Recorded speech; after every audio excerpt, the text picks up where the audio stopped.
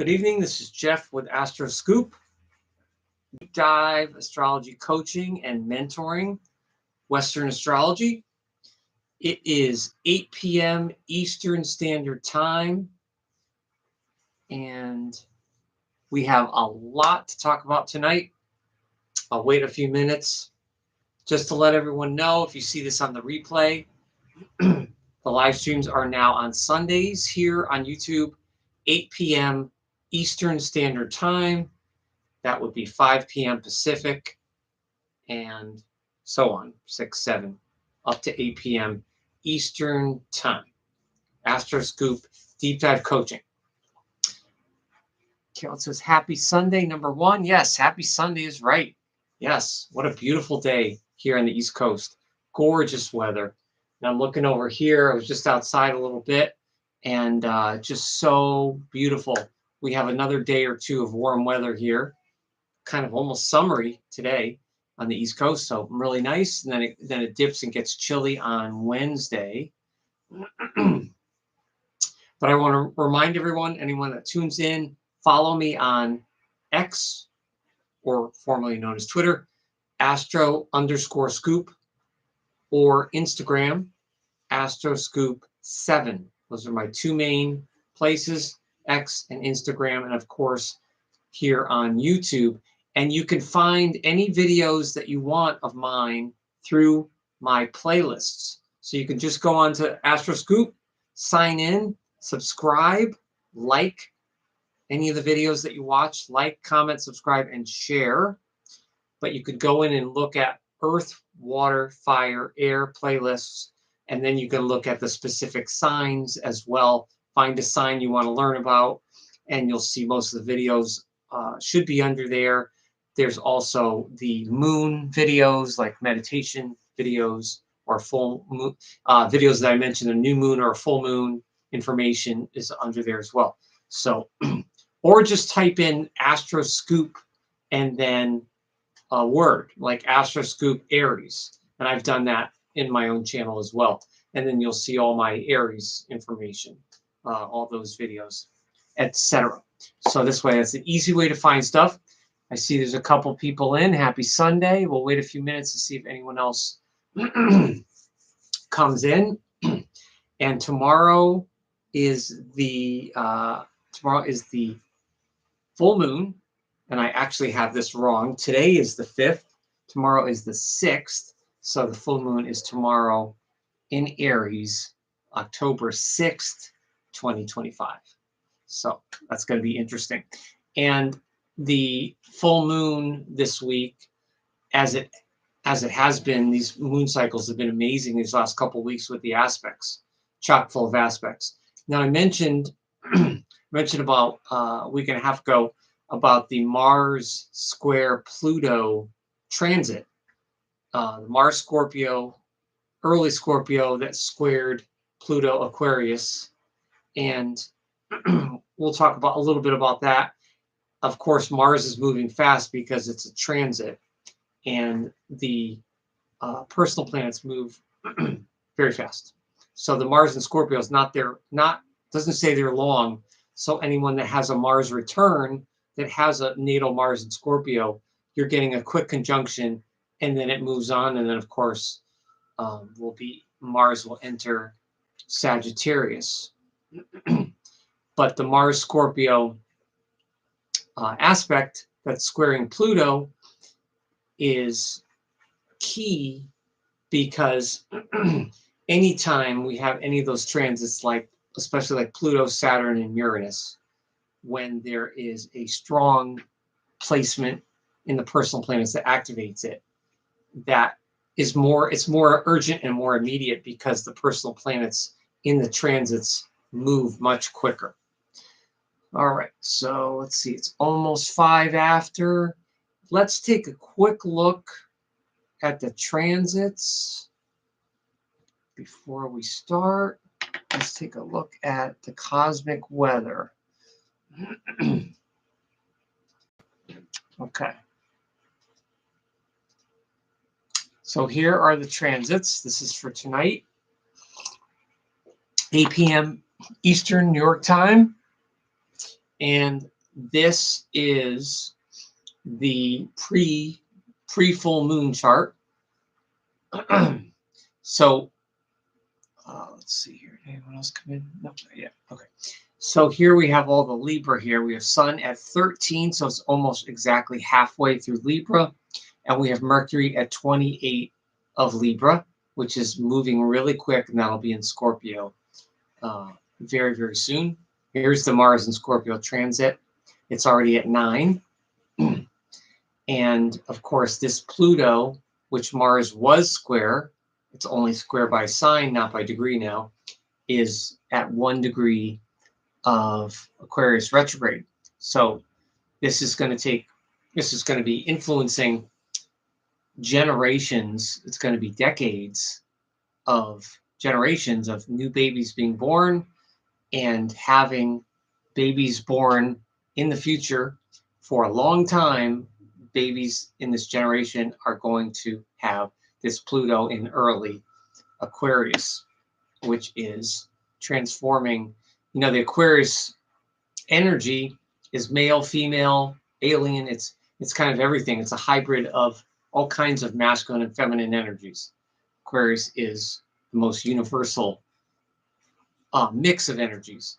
So we're seeing obviously a lot of changes in human services and progressive causes and identity, how certain groups identify. So that's all falling under the rulership of Pluto and Aquarius, which I know I was talking about for a while, especially when we had Pluto and Capricorn, what was coming. So, but that retrograde just sitting there, that's just a slow, really slow, fixed plotting influence of this Aquarius if it's hitting any of the transits, sort of thing. And then we have Taurus rising right now. Jupiter's in Cancer, late Cancer. Here's the Venus in Virgo. So we're pretty soon that Venus will be in Libra. We'll have no more Virgo, no more Leo here. And of course, here's the late Saturn Pisces that went retrograde. It's now back to 27, conjuncting the moon tonight. So this is an exact moon-Saturn conjunction right now. The node in Pisces retrograde, and Neptune retrograde. Uranus retrograde, obviously, and Pluto retrograde. So a lot of retrograde energy over here.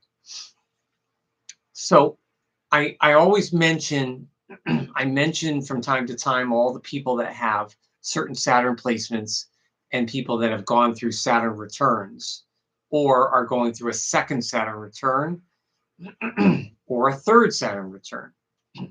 So someone that has Saturn in Pisces, like I mentioned a while ago, like 1994 people have Saturn in Pisces, and yet they're turning 31 this year, or they're already 31.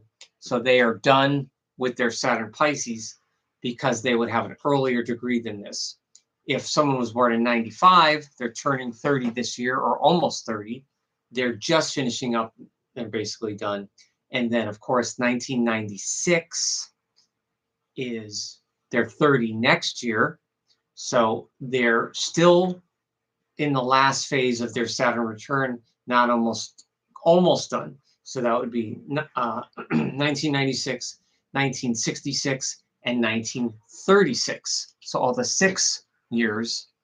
And then the 7 years, like 1997, turning 28 this year, turning 29 this year, they're basically just starting it. And the 8 years, not quite, 1998, 68, and 38, those people are on deck in another year and a half.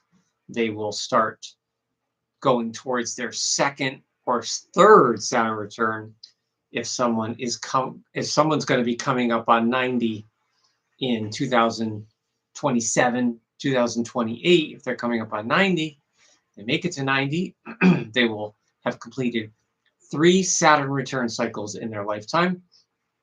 And someone turning 60 in the next couple of years, they're completing 2. So those are milestones in astrology, and as there's a lot of living, obviously there's a lot of living that goes on in between 30 and 60 and 60 and 90. sort of thing. So the Saturn and Pisces people, just finishing up. And like I said a while ago, this retrograde is just a pause.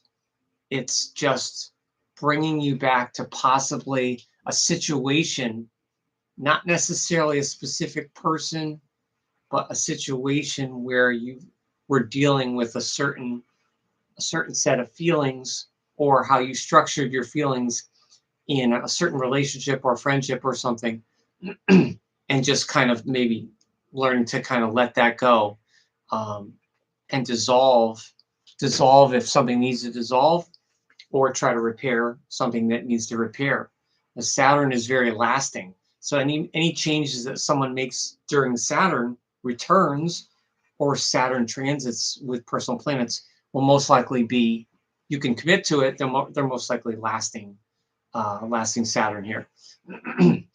But generally speaking, this is an interesting, it's an interesting mix with the cosmos right here. I'm not getting any strong sense of the cosmic weather right now. It's very interesting. I mentioned last week how I don't have any major Libra in my chart. So being in the middle of this Libra energy, as we're in right now, is kind of foreign to me, because I feel like my reaction to the Libra energy is kind of neutral. It's not necessarily positive or negative. It's just kind of neutral. So I wonder, what does it feel? I would love to talk to more Libra people, or people who have Libra planets. What does it feel like to have major Libra in your chart?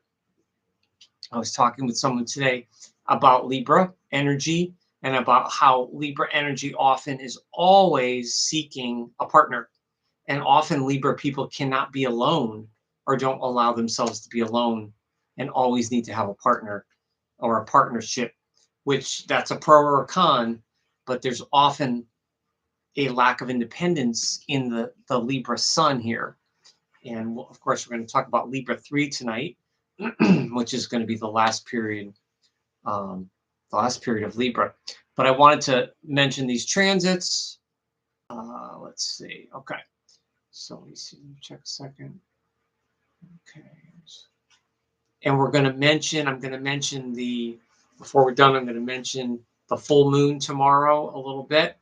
And we'll look at a chart of a Libra composer, but it was really hard to find. I wanted to do something different, so I looked up Libra composers that were born near this week. So I found someone that is born October 10th, so close.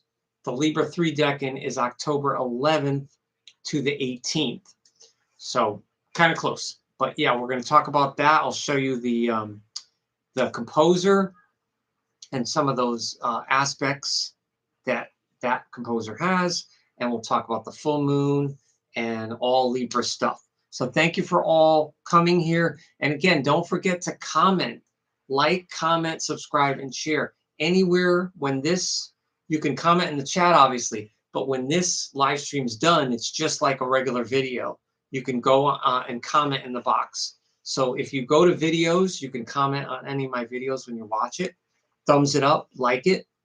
And then when you go to the live stream, the live category, there's videos and live for me, for most people. Just go to live and you can click that as well. So very easy.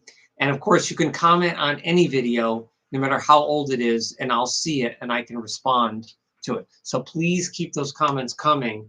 I'm still getting a ton of comments from older videos from 2 and 3 years ago, but not so much from the newer ones. But please give me ideas for the fall and winter, because I want this live streams to be much more interactive and not just me kind of being a talking head, but bringing in your information and your questions about your chart, about the transits, about compatibility. I really, really would love to get back into I haven't done compatibility charts for people for a while, and I would love to get back into, taking 2 charts and seeing what the level of synastry, the compatibility is between 2 potential friends, business partners, potential spouses, that sort of thing. It's really, really awesome. So the full moon is tomorrow. We'll talk about that in a bit. Stay tuned for that. And obviously the week this week leading up to the full moon in the last week is interesting because the previous week was the Mars-Pluto aspect. Now every week there are major aspects with the transits, but some weeks feel a little heavier than others, and it also depends on our planets in your chart.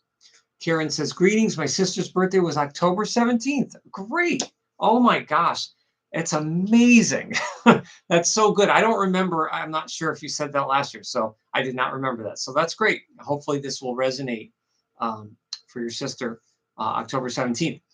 And so this full moon energy is a peak, and it's a culmination of the month, of the last month. Energy. The full moon last month was in Pisces, Virgo, Pisces.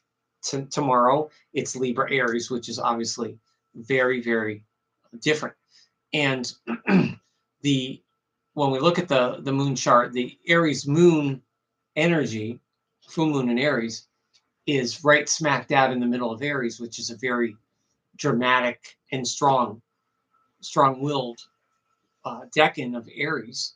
So the moon in Aries is not so, it's not so gentle.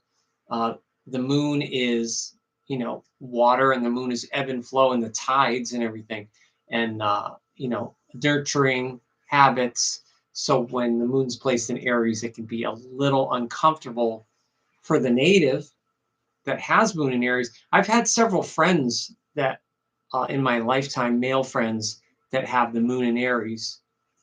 So I have a good sense of definitely how Aries moon people are in friendships, sort of thing. So we'll talk about that in a bit. But let's talk about Libra 3, the Libra 3 Decan.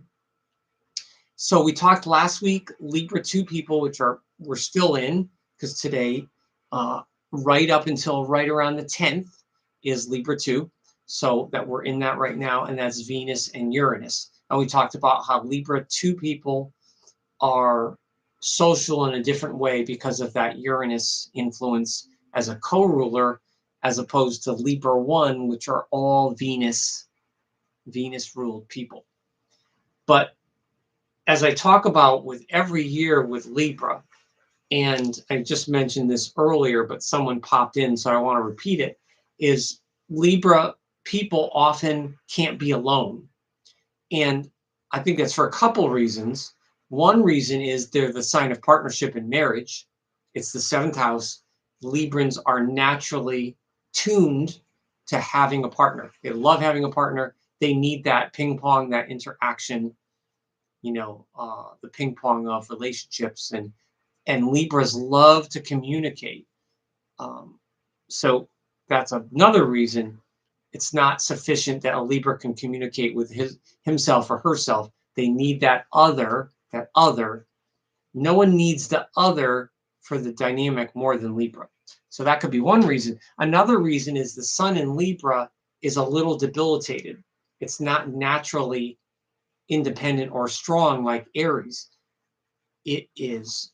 So there's a sense that there's a fall where it's kind of weakened. Doesn't mean it is weak. It just means it's weakened in a sense that some Sun and Libra people have to try harder to be confident, independent, and strong on their own by themselves without being propped up or without the sort of the admiration and attention of others or another. So I think that's another reason why Libra people are often not alone and are always in relationships. Especially, Libra 3 people are interesting because Libra 3s are, to me, they're the strongest, they're the most driving of all the Libras, of all the Libra periods. So you have the late Libra, you have Venus, but now you have Mercury. So it's the Gemini Decan. So you have the Venus ruler, and then you have Mercury as the co-ruler. And the people I've known this week, born this week, are definitely theatrical. There is I put theatrical air here, and there's a definite sort of It's not like Leo, although Librans like adoration and admiration just like Leo does. So if you have a chart that has Leo and Libra in it, that's someone that's going to be built for theater. It's built for performance, and they're often going to look for a avenue or hobby where they can have an audience and get applause, sort of thing. Especially like a Leo moon, adding that to a Libra sun combination. But there's just definitely something theatrical about them that is different than the other Libra periods, and it's almost as if they kind of, if a Libra person does not feel really, really confident, they can portray, I'm not saying they fake it, but they can portray confidence, being confident and capable, like in their field at work, or even in their social circles. They can convey that even if they don't feel it. And it's interesting because Libra 3s they need relationships just like any other Libra, but they also like to do their own thing. And they're hard driving and opinionated and strong in that air sense, and definitely in an intellectual, theatrical, and sort of an intellectual way. So there's something very lively about them. Competitive, absolutely, definitely competitive. And it's interesting because I was just talking with someone today about, Libra, all the signs can show a higher vibration or a lower vibration energy. We all, like, every day is just another test for us, all of us, to use our chart energies or any energies on a higher vibration or a lower vibration. And we can't nail it every day. I try my best to be on a higher vibration. Doesn't always work. Sometimes I knock myself down, or I get caught in like the lower vibration emotions or frustration. And then you just have to work through that and kind of rise above it. So you can't beat yourself up every time you fall a little bit. We can't all be on our maximum vibration every day. That's just not possible. But you got to make honest strides and honest steps every day so that you can try to be on a higher vibration. And the interesting thing about Libra, especially Libra 3s, is they can often be simultaneously on a kind of a high vibration and a low vibration. And what I mean by that is Libra, it's kind of hard to put in words. It's like Libra 3 has this, it's like they're directors, like they're a director in their own life, and they have a role for you. So if they're not an evolved, honest Libra, they can create, it's not so much a fantasy world, but they can create their own theater where you have a role and they have a role and someone else has a role. And that can be kind of stimulating and fun for them, but it may not be honest. So Libra 3s have to be careful of that, dipping into that lower vibration energy, which can be sort of manipulative behind a smile. If you look at Libra serial killers, it's a little dark, but if you look at Libra criminals, and I did look at them in the last couple of weeks, there are many Libra criminals or killers that were able to access their victims or their potential victims in a very non-confrontational way, in a kind of a calm, detached, non-threatening manner, so that they could get close to someone to kidnap or whatever they did. So that's obviously a very, very low vibration of the Libra energy, is hiding a dark side, toxic dark side, behind a charming smile. Now, obviously, there are other killers that have done that aren't Libra, but that can be a very tough thing for a Libra 3 person, not wanting to express those unpleasant emotions that they're feeling or that frustration, but they really need to find an outlet for it.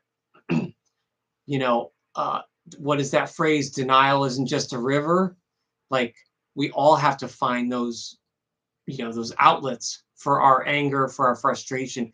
Like, some people don't even want to think like, oh, I don't want to be angry. That's really bad. It's negative to be angry. Well, it is if it's excessive. If you're excessive or addicted to something, it is.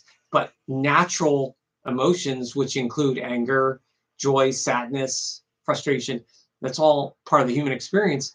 You can't beat yourself up because you felt that.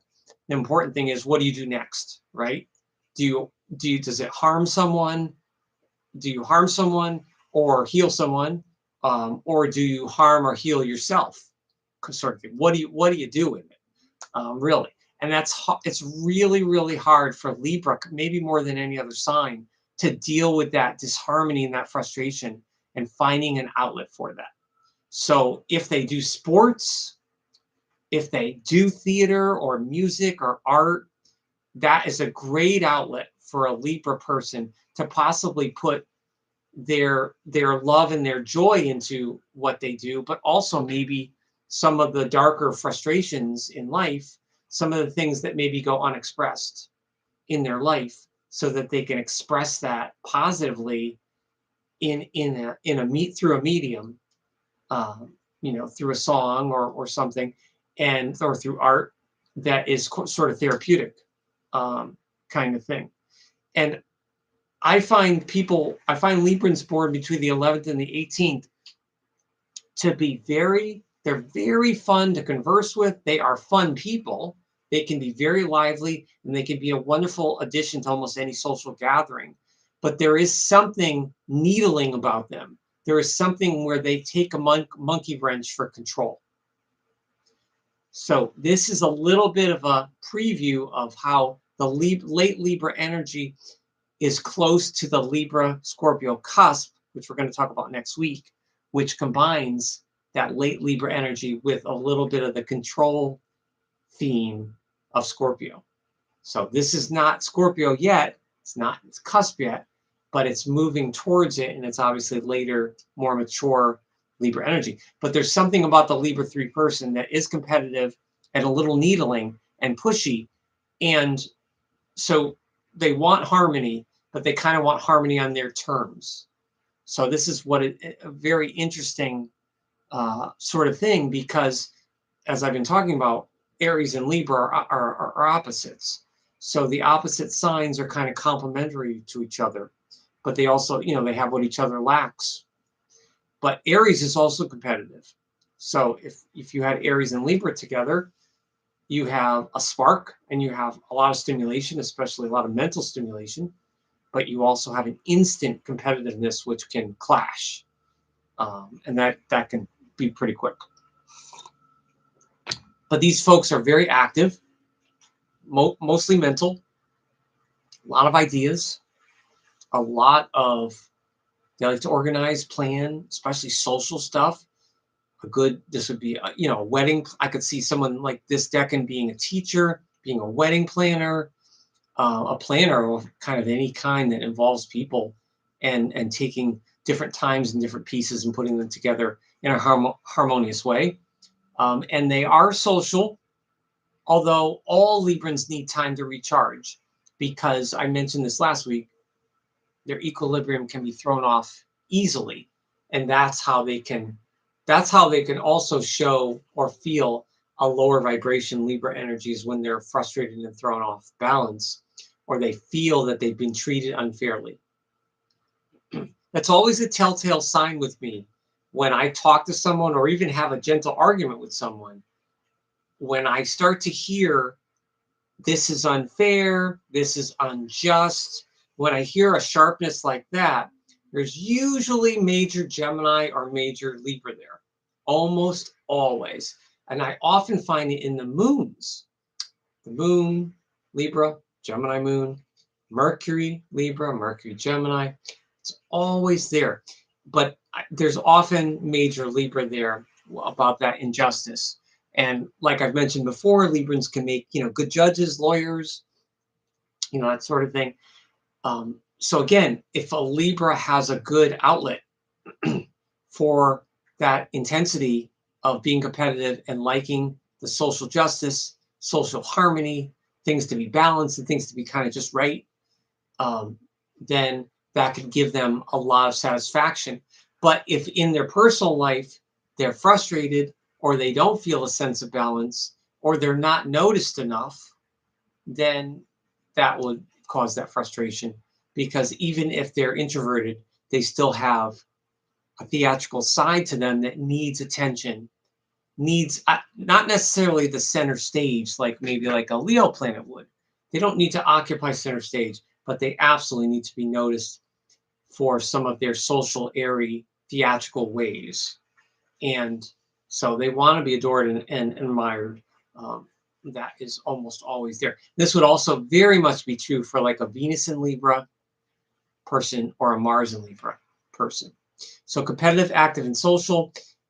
The lesson here is they're often unaware, and I don't mean like unaware of their surroundings or not vigilant. I mean they're unaware.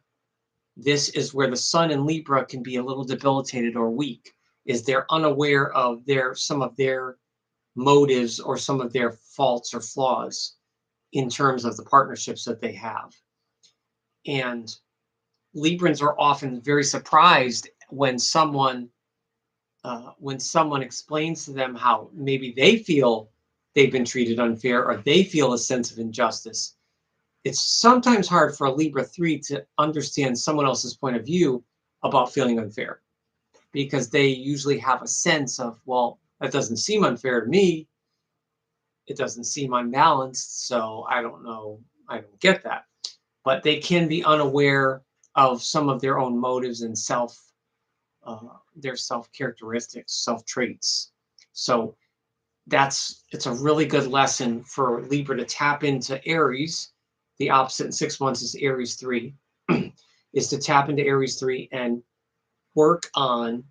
It's great to be in partnerships. It's wonderful to be social. We all need to be connected, but it's very important to work on yourself, not in a selfish way, but just to work on yourself in being a confident person and capable person, and someone that can have a sufficient level of independence so you can be alone on a certain day. You can be alone for a weekend. And that's very, very hard for people with major Libra. In fact, some Libra people I've met, it's impossible. They will not allow themselves to be alone. They will just jump to another partner. They'll end a relationship, and then they'll just instantly find another partner. And like anyone that's had long-term relationships knows that it takes years of uncovering layers between yourself and another person to find out what's really going on. It takes you're still learning years later about a friend or an intimate partner. So it doesn't happen in 3 months or 6 months. You don't have that down. So that's how they can be a little unaware, and that can cause obviously a lot of problems in jumping into relationships that are not they're not on solid ground. But they are driving. This is not a car. I don't mean they like to drive. I mean they're driving. They are mentally ambitious and mentally very strong, and they're almost Aries like in this way. Again, they love that peace and harmony, but they can give you a really good argument. I mean, they can argue. That's just the ones I've met. They can really argue. It's not always a bad thing, but for someone that wants harmony so bad, the Libra needs to see their part in the argument, because there's two people usually in an argument. One example of a famous Libra 3 is Daryl Hall. Yes, that Daryl Hall from Hall & Oates. And he is one of the most successful duo songwriters, along with Lennon and McCartney. as far as the amount of albums sold and hit singles that he's had with John Oates, Hall and Oates. And Daryl, I love Daryl Hall's singing. I mean, he is incredibly gifted. This kind of sort of pop, blue-eyed soul. And obviously they have all those hits, Private Eyes, Kiss on My List, Maneater. There's so many of them. One on One, Sarah Smile, a lot of beautiful songs. And Daryl, being a late Libra, really added a really lively, pleasing theatrical element to the group. And of course, what's interesting is John Oates, his partner, or his ex-partner, musically, is an Aries. So they had that Libra-Aries opposition in the group, which is very interesting, but very dynamic. Richard Carpenter is another Libra 3. He was one half of the Carpenters, the brother of Karen. And they had a lot of, growing up, they had a lot of, not toxic problems, but they had a lot of issues of discord in their family with music and things and picking instruments and things like that. So it didn't happen naturally. But if you listen to the Carpenters' music, even if you don't like gentle 70s music like the Carpenters, it's undeniable how beautiful it is. It is absolutely, it's like a lullaby.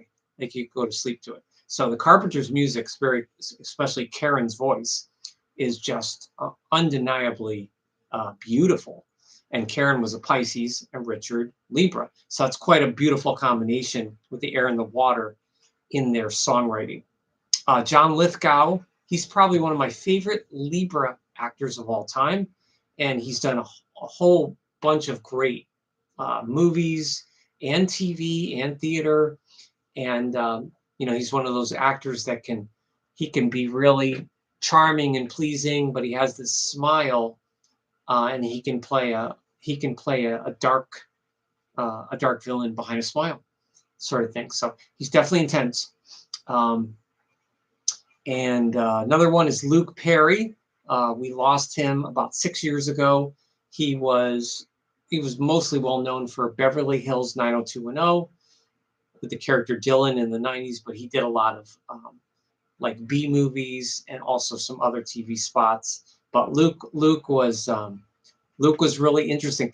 When you watch Luke act back in the day from the 90s, he was very pleasing or attractive, charming. That's why they picked him for that role. Obviously, he fit that role well, but he balanced this kind of like being masculine and feminine kind of at the same time. And it's interesting when you watch him act, it's kind of like he kind of succumbs to kind of the lower vibration Libra, but he's also the higher vibration Libra too, for harmony. So it's like lower, higher, higher, lower. So that can be a struggle, I think, for some Libra people. But I would imagine in acting that a Libra actor or actress, that's got to be incredibly satisfying to do a role where you get to act like that and be a little up, a little down, a little up, a little down, like the scales, and you get all that out, in a work week or something, and you go home exhausted. That's got to be really, like, really cool. And then I have Flea. He's the bassist from the Red Hot Chili Peppers, an alternative group who's been around since the 80s. They're pretty big. And I don't like all of their music, but I mentioned Flea because he's very interesting looking. If you look at a live video of the Red Hot Chili Peppers, which I know is not everyone's cup of tea, but he is very much a theatrical Libra, and he's an incredibly intellectual, smart musician.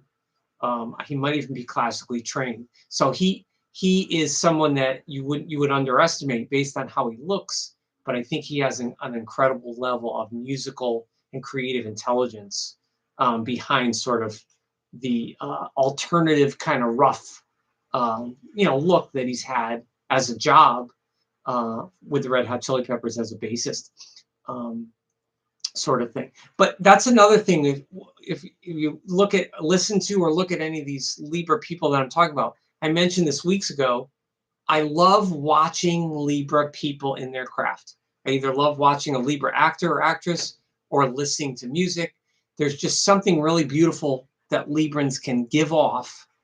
And that's a really big plus that Libra has that is often very unique and a little different than every other sign, is that Venus, that kind of Venus vibration. And that's also, anyone that has major Libra planets can also tune into that, especially Moon Venus, Moon Libra, Venus Libra, Libra rising. But Sun in Libra really, really brings that to that identity to their acting, their art, or their music sort of thing. So it's really, really great to watch them. All right, so before we get that further, let's go to the next slide, so to speak. And let's talk a little bit about the full tomorrow. Okay. All right, hopefully you can see this. So this is October 6th. I know I wrote it wrong on here. October 6th, tomorrow night, 11:48 p.m. New York time. And so obviously not much of this chart changes except for the moon. So here we go. Here it goes to 14 of Libra tomorrow. And here's the 14-degree Aries. Here is the opposition, Sun, Moon. What's interesting about this chart, I often think about, I always mention, babies born on a particular weekend would have this chart. But if a baby has this chart, the Sun Moon energy is what's prominent, because that's what makes up the full moon. You have two signs that are opposing each other, and it makes up this really strong dynamic pull because they're oppose each other. So it's a push-pull of the two signs. But this child born tomorrow night, someone has a baby at like 11:45 or midnight, he or she would have this full moon intercepted. So it's not on a house cusp, it's intercepted, so it's hidden. And then Libra's intercepted. So see how Libra's here inside, it's inside these lines are the house cusps. So even though it would be a very powerful, strong full moon to be born under for a child, Libra Aries, it's hidden away a little bit. So all that would mean is he or she, as they grow up, might not express these qualities as easily or as quickly as someone that would have this born in this full moon, that would have these placements, these signs on a house cusp, which are more in the open. And this person would definitely grow up to display a Libra need for harmony with sort of an aggressive, assertive need for independence. Again, the opposite Libra partnership, Aries independence. So obviously, in today's crazy world that we live in, neither is good, right? To be there, I've met people that are hyper independent, and I mean just so independent they don't even think about wanting a relationship. They don't want their freedom to be, threatened at any expense. So they never form any close friendships or relationships. Hyper independent, not good. That's more indicative of the moon in Aries. And then there's people, like I mentioned before, some Librans, how it's like relationship to relationship to relationship, never being alone, never giving yourself a breather. Never giving yourself a breather to just be and kind of develop and process yourself, process some of your emotions, maybe grieve a relationship if you need to grieve a friendship or a past relationship. Maybe you grieve it quickly. All relationships are different as far as the grieving. Sometimes it's a couple months, maybe it's a year, You can't put a time on it, and you can't tell someone how long or short to grieve about it. But too much codependency, that's obviously not good. You're not standing on your own. You're not a formed person. You're always relying on others. That extreme is not good as well. So this is a very interesting it's the one full moon really of the year where, of course, when we're in Aries, when we had Aries, we had the Libra full moon, so we also had Aries and Libra. But because the moon is in Aries, as opposed to the sun in Aries, the moon is the emotions. It kind of shies. It pushes away the more softer, nicer, sweeter aspects. I'm not saying Aries moon people can't be nice, but there's a little bit of a roughness or aggressive streak here with Aries moon people that can often. I had a friend once that has an Aries moon. Haven't talked to him in decades, but I assume he's still around. But he has an Aries moon, and his relationships and friendships kind of burnt out like shooting stars. He would like meet a girl, have a quick relationship, and then he would be on to the next.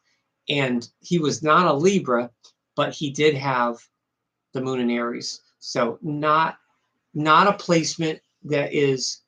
It's not really indicative of stable emotions or anything that lasts, because there's a strong, the Aries moon loses interest even faster than a sun in Aries because it's the habits. So anyone that has an Aries moon can actually act more like an Aries in a relationship than a sun in Aries person because of the moon. So the moon is very, very important. I'm going to start talking about much more in depth about all the moon signs and giving examples with celebrity charts, because I think any really good solid astrologer knows, especially in Western astrology, which this is, that the moon is so darn important. I mean, it really is. You have the big three, which is the sun, moon, and this is the rising. Sun is very important. Rising is very important. The whole chart, taking it all in and all the details and the big picture, very important.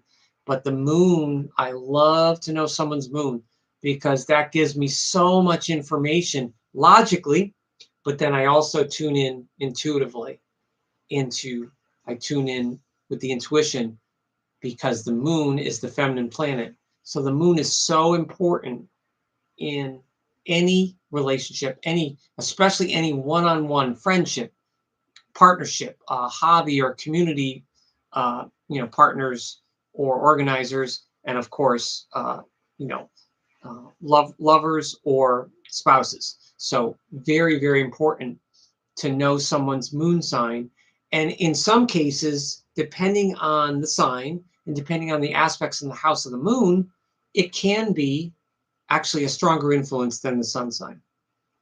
And that's part of the reason why sun sign astrology, even though we're talking about every week, we're talking about the sun sign, but sun sign astrology is only one strong piece of the big puzzle in decoding astrology and decoding charts, and getting the information and clues so that you can try to be the best person you can be and try to extract your strengths and hopefully minimize our weaknesses.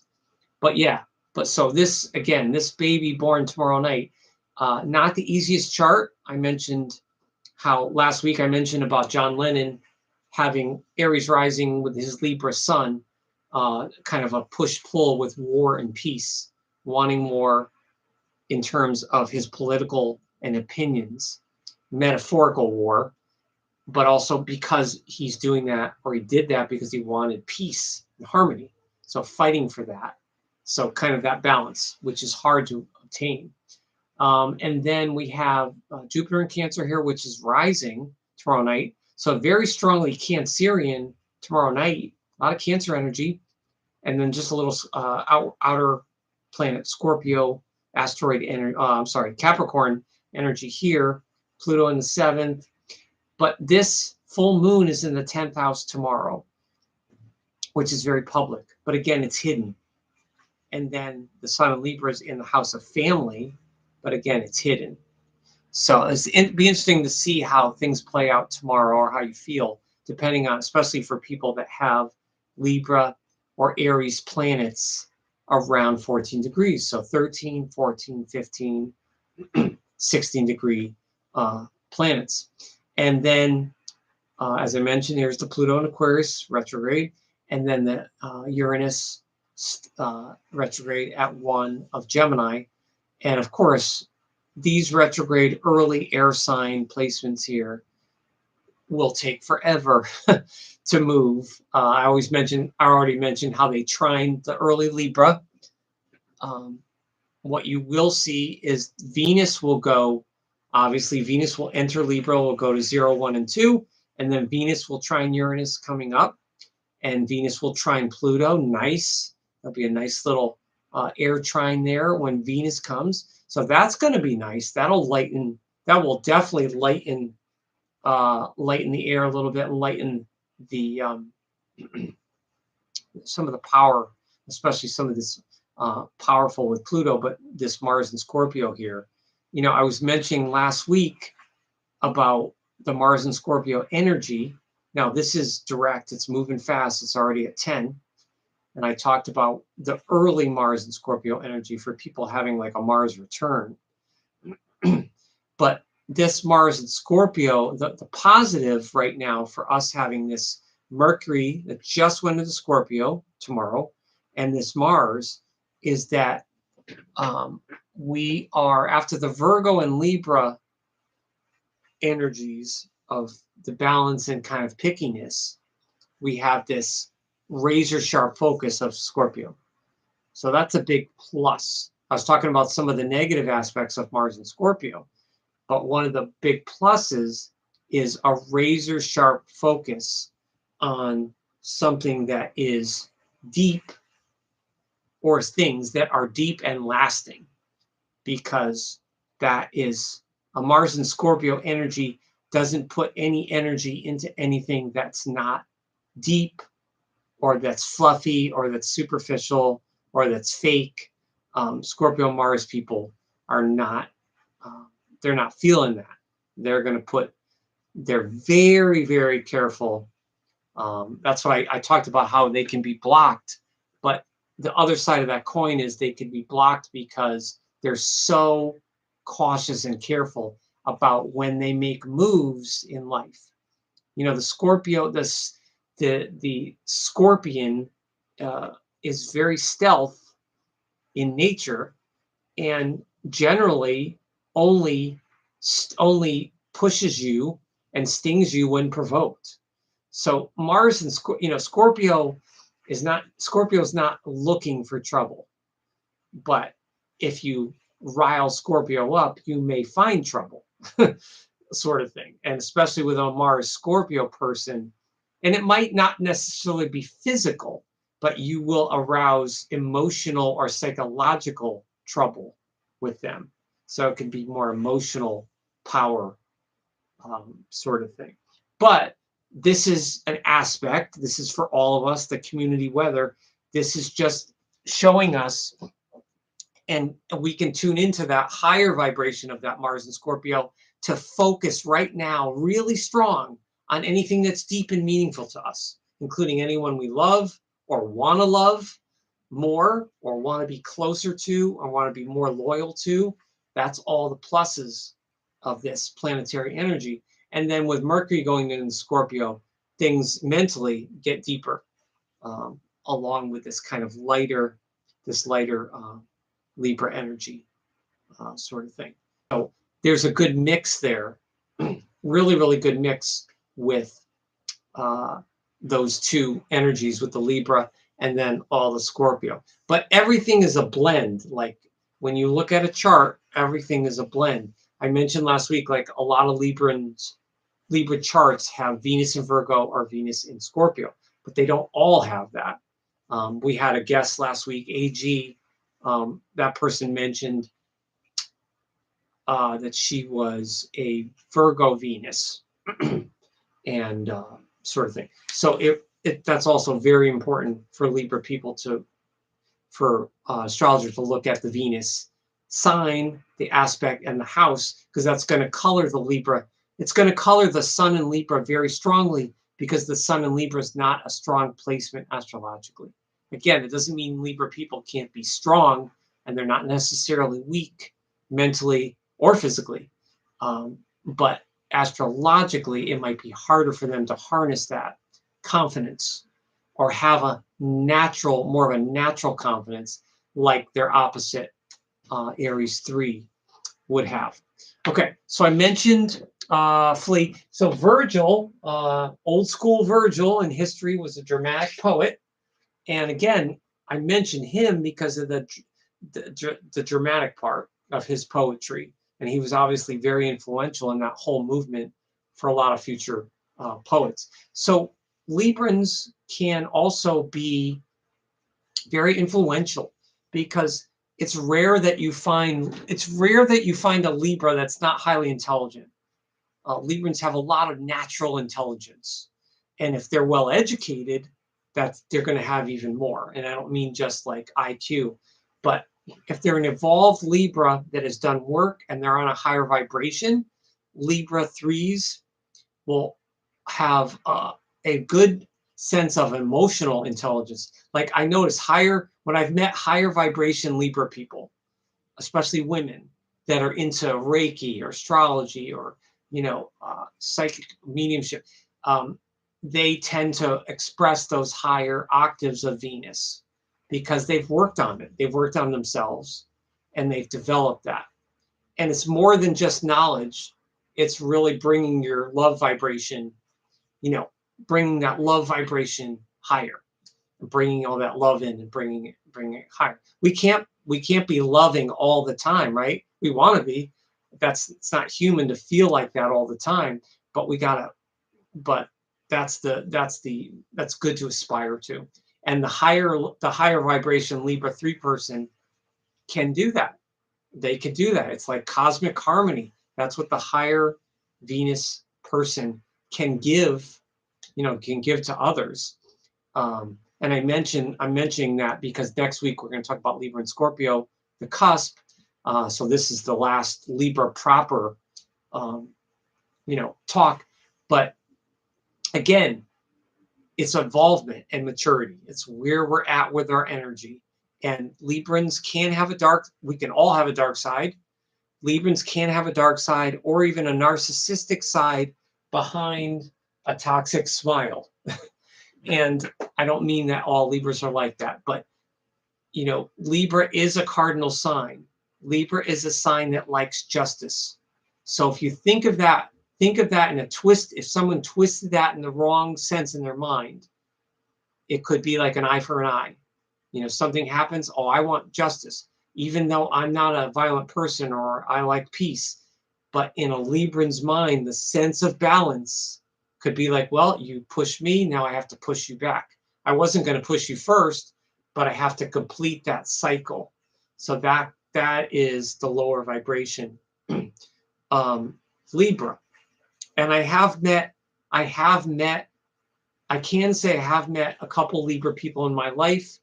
Again, I'm not a psychologist, but that I could probably say that they were a narcissist, a textbook narcissist person, and kind of on the darker side. So anybody can be like that, and there's a variety of reasons why. But Libra and Libra planets can have that negative connotation if they're operating at a low vibration. And I also want to say that one thing that's kind of unfair, I think, to Libras is a lot of astrologers are saying how Libra people are often, that most Libra people are liars. I've seen a lot of astrologers say that they lie to get what they want, or they lie with charm to sway things in their favor. Again, what is the age of the person? What is the context? What is the involvement? How mature is this person? Are you talking about someone in college, a teenager? If you think about you and I, think about different times in your life when you maybe made some just bad judgment calls with your friends or a partner where you weren't the best partner, you weren't the best friend, you weren't your best, and when you weren't your best. If you do that over and over and over and over, and you never choose to vibrate higher, then maybe then you're a narcissist because you're so wrapped up in your own kind of fragile sense of self-esteem or lack of it that you have to compensate or overcompensate. But that is something that anyone could have. But Librans, the lesson is to definitely develop yourself. So I mentioned the Mars Scorpio transit, 9 to 10, and that's ruled by Pluto in Aquarius, so the fixed signs. But again, this is not an official square anymore. It's just square by sign. The Mars in Scorpio is saying bye-bye. It's moving, which is good. It had that hit, and it would be obviously very specific for any of the fixed signs that were between 0 and 5, and now the fixed placements that are between like 5 and 10 this week. And that includes Leo and Taurus planets between 5 and 10. The Taurus would be the opposition, and Leo's the square. And it's always very potent with the fixed signs. And then this is interesting. Mars in Scorpio is conjunct Lilith. Lilith is another point that some astrologers, not all, but some astrologers use as an asteroid in chart interpretation.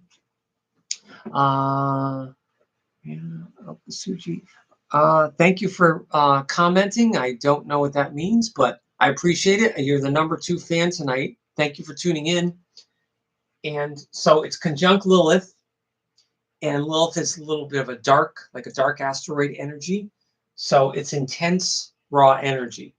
And that's not just because Mars is Scorpio, but it's just conjunct the Lilith energy, which can, all those outer planets or asteroids in charts take on, often a lot of astrologers talk about, they take on god or goddess type energies or archetypes. And you can get really, really deep with those. I follow a couple websites. I've bookmarked a couple websites. One man, I think it's a man, Astrology King. I think his site is called Astrology King. Thank you, if he ever sees this. Thank you for his website is so detailed. It is unbelievable, the research he's done, and he's put it all together with like the fixed stars and the conjunctions. I mean, amazing. And so I really appreciate people that are so unbelievably relentless and thorough with some of these things. I can't go to those kind of links with the outer asteroids and the mythology of it. I can't go to those links. I just can't. My mind won't go there.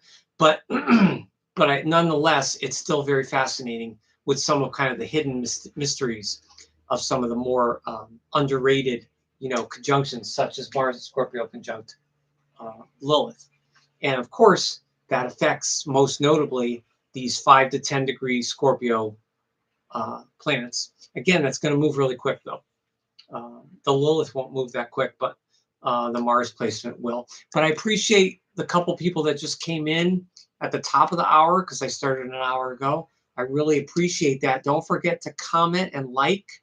You have to click your Google or YouTube account, get to Astroscoop, and then please click like or comment and subscribe and share. And you can do all are personalized for future live streams.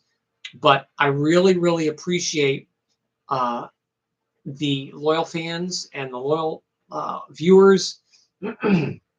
I'm trying to change up the live streams now and do a little bit of different, different mixes here and there, get to the transits a little quicker, and then also mixing in the celebrities just for some variety.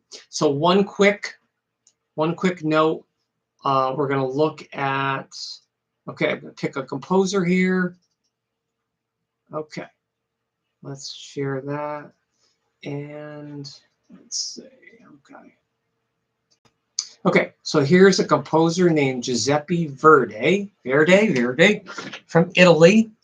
And this was really, really hard for me to find. I don't know why it was so hard for me to find Libra musicians that I thought were good examples for the Libra 3 week, which is between the 11th and the 18th. Of course, here his birthday's the 10th, but he was born at 8 o'clock in Italy, which is almost the 11th. So that's why I included him. And I think that it said that this reliability for the birth time was an A. So that seems to be accurate. And I saw this 2 different places, and it did give me a 14-degree Gemini rising. So I don't know a lot of Verday's music. I know I've heard it before, but I can't quite place it. So I'll have to listen to some. Wonderful, yes, composer of operas, right? That's right. And he was he was one of the most influential for operas at that time in the 1800s. Now, what's interesting is some Libra musicians have a relentless need to make things balanced and equilibrium, right? So anyone that is a classically trained musician, I'm not, but people that are classically trained musicians will know that in music there's a very, very poignant and sharp mathematical equations and mathematical patterns that line up. And I would imagine someone here that he had, when Sun and Mercury at 17 of Libra, which is very theatrical, and exactly conjunct, almost exact, is Sun and Mercury. Talk about an obsessive need for balance in his music. I can't imagine how many hours he didn't spend living outside of composing his operas. So I'm really interested. Tomorrow I'm gonna listen to some of his music and try to get some of this Libra energy here. But this is his Libra. Now he had Venus in Scorpio, which is direct. So his sun, all this Libra energy was ruled by Venus in Scorpio. So again, I can't remember his music off the top of my head, but I would imagine there's got to be a little bit of dark intensity there, even though he's a strong air sign. And look at this, the Venus very, very close to Uranus, or Uranus in Scorpio.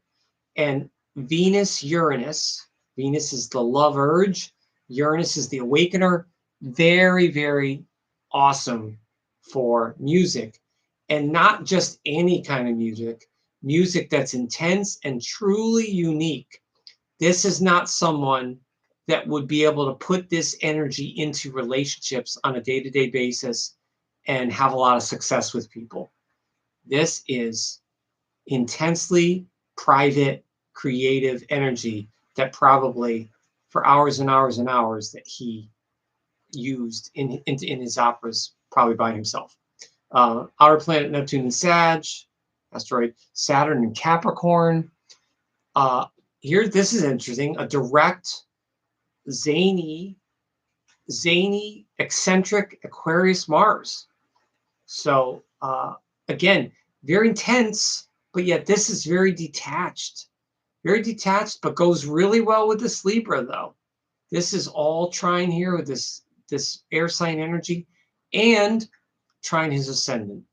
So this man was born to be a musical communicator right here.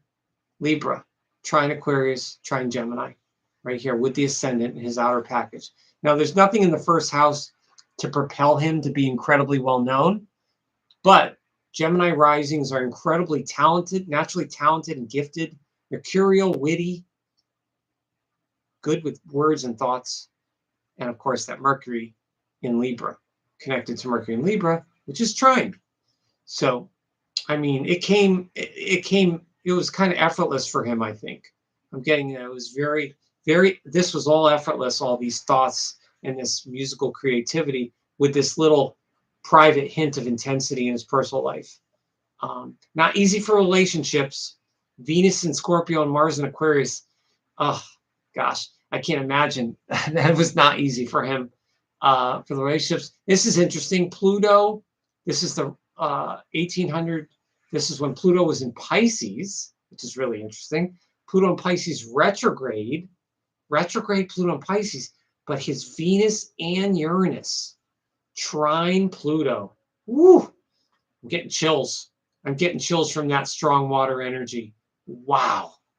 I mean, I can't wait to listen to his music, especially after I've looked at the chart in this light during the full moon. Really cool. And then here, look at this. if this birth time is accurate, I was just talking about the full moon in Aries tomorrow at 14. This is cusp energy. So it's Aries Taurus, but nonetheless, it's still an Aries moon. And then an outer asteroid in Aries as well. And you had Aries on the 12th house. And then you had Taurus hidden here and Scorpio hidden here. But the moon in Aries in the 11th of groups, very much a leader and very much a pioneer. This is all cardinal. This is cardinal. No Cancer. Cancer on house cusps, no major integration of Cancer. And then he had Saturn in the 8th house in Capricorn. So he took his work incredibly seriously. And this moon in Aries ruled by Mars in Aquarius. So this man was for a Libra that may not have had a strong sense of self. Having the trines and then having this very, very strong individual placements, individualistic, helped him carve out what there's a profound lack of here is Earth. You have a little Earth here, you have Jupiter in Virgo, and there's no Taurus, the Taurus hidden in the 12th. So if this is correct, he expanded through his work, his service, which was composing operas, but he expanded through a Jupiter in Virgo person. That's a big placement for hobbies. So someone that takes the Jupiter expansion in a hobby and does it in a Virgoan way that's precise and possibly perfectionistic, they can make a hobby, they can make their profession a hobby or their hobby a profession. That's very, very common with Jupiter Virgo people. And of course, his Jupiter here was direct. So that was very good. Very good for him. And, oh no, Jupiter, okay. I was going to say trine Saturn, but no, it's too far away. Just trine by signs, and there's no Taurus planet to trine. Let's see. So kind of interesting. I'll have to read up more about him. But I had such a tough time finding a Libra example that I wanted to show you guys and gals. But thank you for hanging out with me past the hour. It's Sunday night, so it's time for me to go to bed soon. I appreciate it so much. Have a very safe, happy full moon tomorrow. It's in Aries. I know I always say this, but people are going to be driving crazy. And so just expect people to be fast tomorrow. Moon in Aries, and it connects to that Scorpio Mars as well. So not just men, women are going to be fast tomorrow. So if you want to do something fast, maybe do something like speed read or do something safe in your house by yourself where you can't get hurt, because that could be accidents as well. Okay, Carolyn says, great live stream. Thank you. Thanks. Be safe. You as well. Thanks to the number 1 and number 2 fans. I really appreciate the chat response and the chat participation.